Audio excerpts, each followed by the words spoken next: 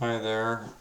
I'm going to do a review for Indiana Jones and the Last Crusade. This movie came out in 1989, and it was directed by Steven Spielberg, stars Harrison Ford, Sean Connery, and was basically Allison Doody. Um, this movie shifts it up a little bit from the last two Indiana Jones movies. This is almost a return to Raiders of the Lost Ark territory. Movie starts out with the usual thing of Indiana dealing with a bunch of people on a train.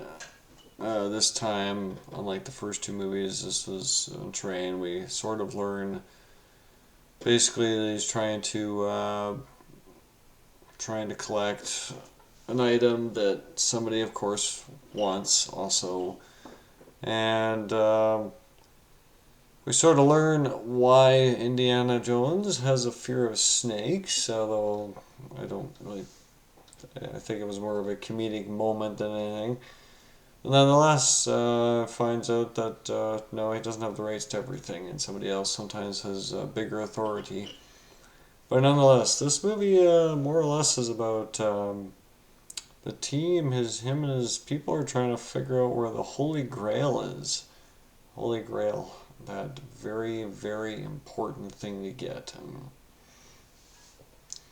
And of course, he meets up with a couple of people that pose as so-called good guys for his team that basically are trying to figure out where this thing is. And of course, they actually go through all the usual motions of trying to collectively figure out where the Holy Grail might be. Um, Nonetheless, it contains a lot of good sequences. I think this movie actually contains the two best sequences, in my opinion. The scene on there's a bunch of scenes involving an airship, and more or less there's a moment where, in order to get rid of one of the hostiles, Indiana has to employ on the spot tactics. So he dresses up as a local officer and more or less throws one of the guys off the blimp and says no ticket. And then there was another beautiful sequence where he's trying to get away from the crowd and he ends up getting pushed right into the arms of the Führer of Germany in 1936 or whatever year this was. Year doesn't really matter too much. These movies aren't in the order of year. I think actually Raiders of the Lost Ark actually takes place after this movie takes place. But nonetheless, this movie has an unusual decision to make. Includes, of course, two sort of double agents. I don't know if they're double agents or not. I don't think they are. I think it's more or less just two people trying to get information. And this time, the officials working for the Nazis are trying to get insider information. So they more or less this time they decide to work with Indiana again rather than against him until they need to lay the claim. But nonetheless, it produces a lot of good, cool sequences. Um, this movie kind of is different than the first two in the sense that this one involves a tank, and this one also involves them going off to. It's got some nice little shots.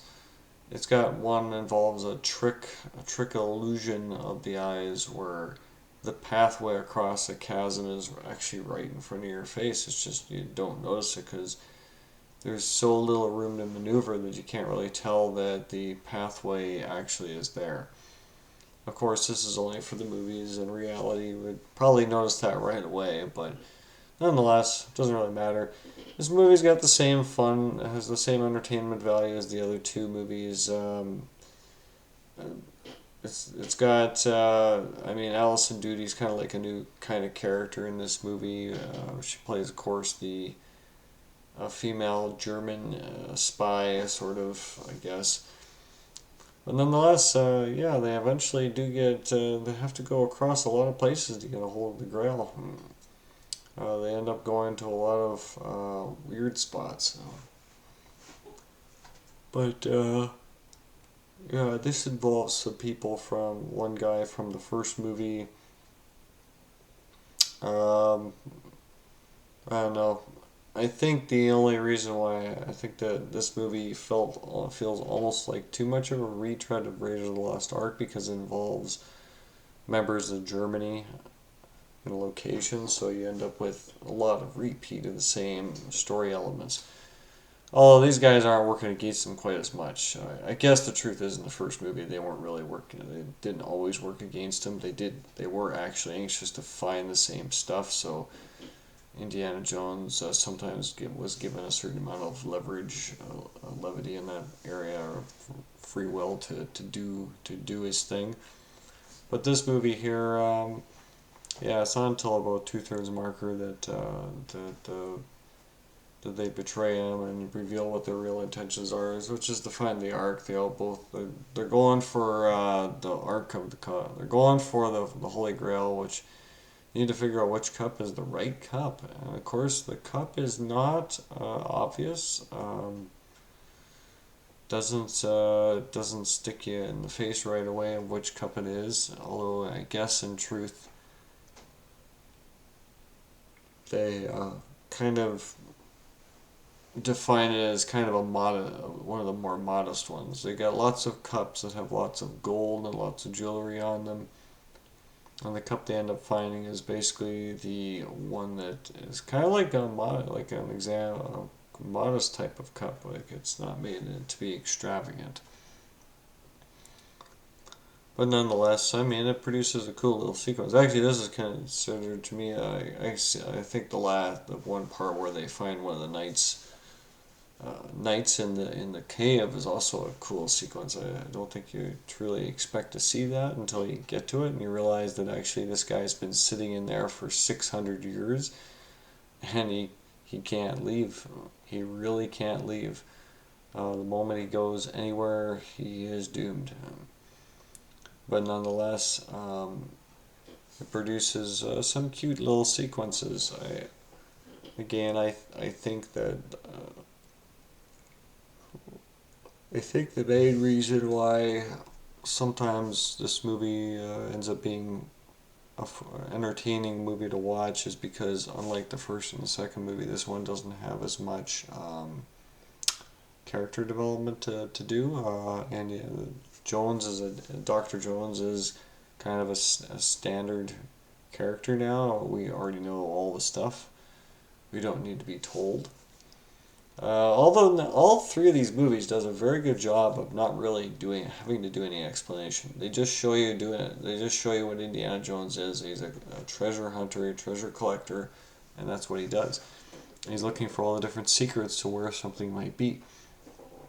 It's really not difficult. It's actually very good storytelling in the end.